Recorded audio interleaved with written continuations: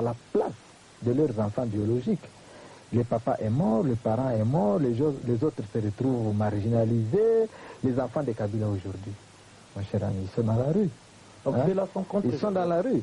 Qui c'est? Les enfants qui sont au pouvoir. Non, ils ne sont pas contre Joseph. Moi, je crois qu'ils sont épris de paix et de justice. Ce sont les humains qui ont de cet esprit-là humain. Et ils ne peuvent pas accepter à ce que les enfants d'un président de la République démocratique du Congo, qui soient dans la rue, qui soient martyrisés. Tu vois un peu là. Là-dessus, on cause entre nous. Les enfants qui sont dans la rue, c'est tout. Les enfants qui sont dans la rue. Moi, je connais 18 enfants de Kabila. Hein? Mais ceux qui sont bienheureux aujourd'hui, pas des biologiques, ceux qui sont à l'aise aujourd'hui, ce sont les enfants qui ont été les seins de Madame Sifa. Il n'y a que la fille aînée de Laurent Désiré Kabila et Sifa Mahania, c'est Joséphine. Après, il y a Cécile. Après Cécile, il y a Massengo. De Massengo, on voit Magui, on voit Kiki, et je ne sais qui encore que j'ai oublié. Ce sont des enfants qui sont au palais des Marbre, qui jouissent du bonheur, de l'héritage laissé par Laurent Désiré Kabila. Mais une fois, on a parlé d'un certain une fois vous quittez un peu le palais des Marbre, regardez tous les enfants de Kabila. John Kabila se retrouve aujourd'hui aux arrêts. Où mon petit frère, il est à Kinmazière, Regina. Quelles sont les raisons? Pour avoir dédouané les histoires à Matadi, ses propres histoires, à Matadi, au nom de John Kabila Taratib. Sur ordre de Maman Sifa, John est aux arrêts aujourd'hui. Est-ce que vous croyez que Joseph est au courant de ça? C'est un système. Il peut ne pas être au courant. Il n'est pas d'être au courant de tout. Mais écoutez, pourquoi les parents là, qui sont au courant qu'il y a d'autres, parce qu'ils sont friqués aussi, s'ils vont dépenser autant d'argent, pourquoi ces parents ne prennent pas une maison ou bien eux n'aident pas ces autres membres de la famille plutôt que d'utiliser... Bon, bref, moi je crois que je vais parler un peu de l'histoire des enfants de Kabila. Ça c'est John d'abord qui est aux arrêts. Vous voyez Oscar qui est dans la commune de Lingwala, adopté par un pasteur. Il y a José qui passe une vie de misère à Makala. Aimé Kabila. À Makala? Pardon, dans la commune de Lingwala. Il y a Aimé Kabila qui est à Bandal, il est locataire. Si on parle de Hortense Kiba, de Jeanne Mafika, elle est à Lubumbashi, il y a Mado, il y a Gertrude, tous sont dans la misère. Non, bref, si je comprends bien, ce sont les enfants de quelqu'un qui a assumé les plus hautes fonctions. À sa mort, il y a quand même, je crois Francis, c'est ça le problème. Et puis il va oser, Madame Sifa Mahania va oser de dire à la famille que Kabila est mort pauvre. Pendant que nous connaissons que Kabila n'est pas mort pauvre. Kabila a eu à investir. Non, de toutes les façons, pauvre ou pas, il était chef de l'État. Chef de l'État. Et c'est le premier fonctionnaire, c'est le premier magistrat du pays. Il a ce qu'on appelle les émoluments du chef de l'État. Je crois que là, Francis, vous comprenez un peu le souci d'Étienne. Comprendre, oui, mais je peux lui répondre que Kabila était un fonctionnaire comme tous les autres fonctionnaires, impayés comme les autres qui sont impayés aussi. Non, Kabila n'était jamais impayé. Écoute, je vais te dire, il ne faut pas trop se baser sur Edo. Ils ont fait ce qu'ils pouvaient faire. Ils ne sont pas les seuls à pouvoir m'aider. Même aujourd'hui en Afrique du Sud. Comment j'ai vu les amis de Kabila m'envoient de l'argent pour mon survie. Je mène une lutte que eux trouvent que c'est noble, c'est juste. Je dois aller jusqu'au bout et pour ça, moi, je n'ai pas à reculer.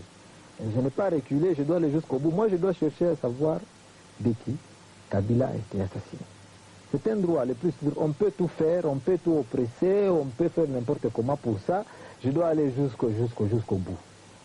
On peut manipuler la famille, puisque je sais qu'il y a une campagne de diabolisation à Kinshasa. On dit voilà, ce n'est pas l'enfant de Kabila.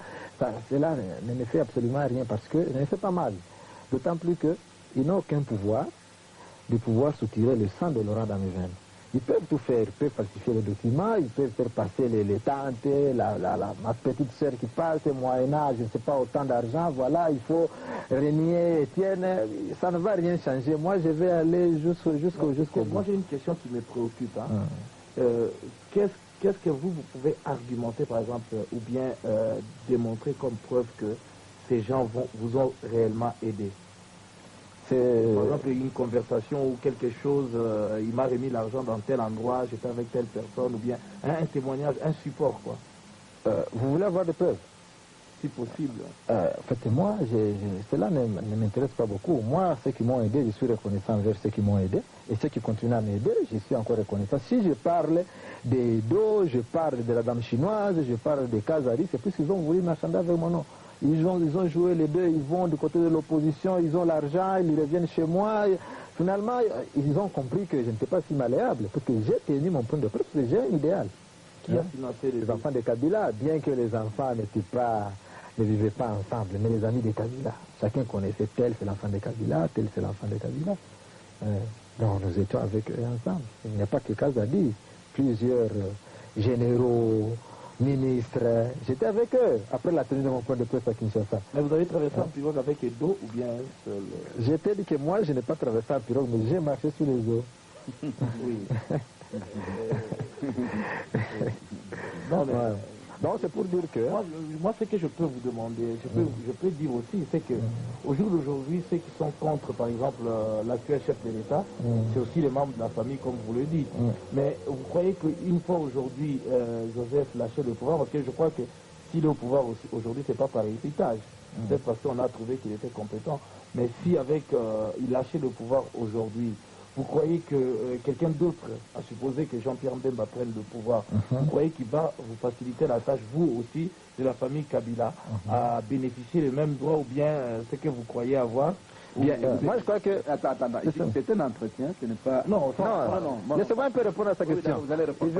On prend les allures d'un enquêteur.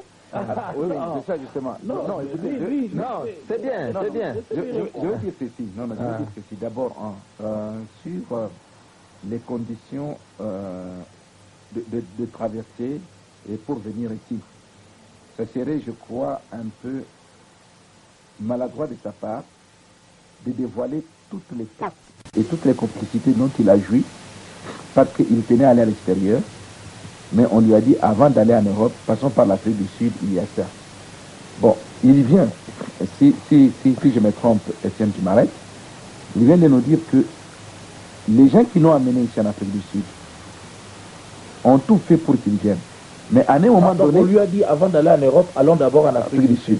Bon, alors, une fois arrivé en Afrique du Sud, et voyant que le dialogue prenait des allures qui s'est penché en faveur de Joseph, ce sont les mêmes personnes qui lui diront non, maintenant il ne faut plus parler parce que Joseph devient fort. Moi je crois qu'à votre niveau, ça c'est une phrase très capitale. C'est plus capital même que le passeport qu'il a eu. Dans n'importe quelle ambassade chez nous, tu peux m'envoyer quelqu'un. Tu n'as même pas besoin d'aller toi-même, on va te donner. À Kinshasa, ça se vend maintenant comme des petits pains. Donc ça c'est plus capital. Donc si Joseph était chancelant, peut-être que l'arrivée d'Étienne était encore le coup de marteau qui allait assommer. Etienne se rend compte que on ne peut pas l'utiliser pour ça. Ce n'est pas ça que lui, ce n'est pas ça l'objet de sa lutte. L'objet de sa lutte, c'est de savoir qui a tué son père et comment eux peuvent vivre après la mort de son père. Donc, l'héritage est là, et cet héritage doit être distribué parmi les ayants droit. Voilà les deux points sur lesquels il faut se baser. Mais sur le reste, moi je crois que ça c'est de votre côté à Kinshasa. Puisque moi je peux vous retourner une question. Etienne ayant tenu un point de presse à Kinshasa et tout, et puis ayant quitté Kinshasa, qu'est-ce que vos services vous ont donné comme rapport sur le départ d'Etienne? Alors prenez ce rapport-là, confrontez-le avec ce qu'il déclare, confrontez, vous verrez qui dit la vérité, qui ment. On ne va pas demander à quelqu'un de prouver sa culpabilité. C'est celui qui accuse qui doit prouver sa culpabilité. Alors lui ne veut pas dire quelle est la pirogue qu'il a donnée. Alors s'il a cité 3 personnes, je résume pour votre meilleure compréhension, il vous dit qu'il a cité les 3 personnes parce que les 3 personnes l'ont aidé et puis à un moment donné, non laisser tomber en disant ah non on n'est plus preneur, on rentre notre camp, le bateau ne va plus chavirer. Voilà la question. Oui, mais c'est ce que je lui ai posé comme question, c'est-à-dire qu'en dehors de toute autre préoccupation, c'est que s'il dit que Joseph Kabila est son frère, maintenant ceux-là qui travaillent avec l'actuel chef de l'État sont contre l'actuel chef de l'État. Pour ça, je lui ai posé la question, donc lui aussi, qu'est-ce qu'il pense si par exemple, en étant contre lui, on le chasse du pouvoir, il laisse le pouvoir à quelqu'un d'autre, est-ce qu'ils vont continuer à bénéficier de ce qu'il réclame? alors aujourd'hui, ou bien ils ont une garantie quelque part